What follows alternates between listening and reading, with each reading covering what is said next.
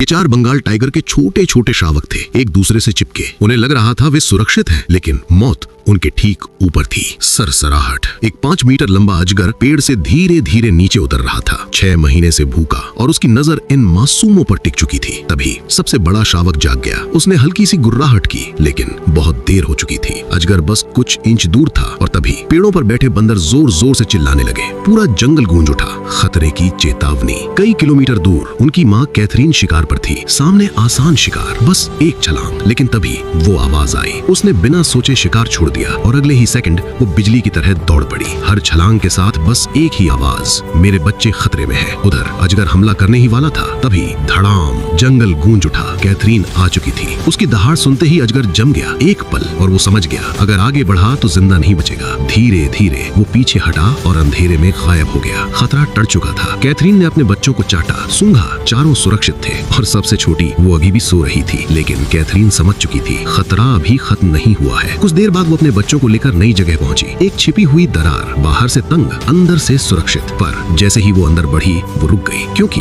ये जगह किसी और की थी। एक विशाल नर बाघ का इलाका, जिसका नाम था शानजुन। 250 किलो का खतरनाक शिकारी और इस जंगल का नया राजा। जंगल का नियम साफ है, कोई भी नर बाघ अपने इलाके में दूसरे की नस्ल को जिंदा नहीं छोड़ता। अगर शानजुन ने कैथरीन को ढूंढ लिया तो वो उसके बच्चों को मार देगा और फिर उसे अपने बच्चों की मां बनने पर मजबूर करेगा। लेकिन थकी हुई कैथरीन के पास कोई और रास्ता नहीं था। 4 भूखे शावक उसे फिर से शिकार पर जाने के लिए मजबूर कर रहे थे। इस बार वो अपने इलाके के किनारे पहुंची, जहां चीतलों का झुंड चल रहा था। कुछ खा रहे थे और कुछ पहरा दे रहे थे। कैथरीन घास में छिप गई, धीरे धीरे आगे बढ़ने लगी, लेकिन वो पहले ही देखी जा चुकी थी। अचानक धम, वो झपटी और उसी पल पूरा झुंड भाग खड़ा हुआ। शिकार हाथ से निकल चुका था। कैथरीन रुक गई, थकी हुई, हार मानने ही वाली थी। तभी सरसराहट। झाड़ियों में एक अकेला हिरण छिपा था। इस बार कैथरीन ने मौका नहीं गवाया। एक झपट्टा और खेल खत्म। ये शिकार कई दिनों तक दूध बन सकता था, मतलब कुछ दिन की राहत। जब वो वापस आई, शावक इंतजार कर रहे थे। वे मांस नहीं खा सकते थे, लेकिन फिर भी शिकार पर टूट पड़े। अपने छोटे छोटे दांतों से उसे नोचने लगे। कैथरीन उन्हें देखती रही। वो जानती थी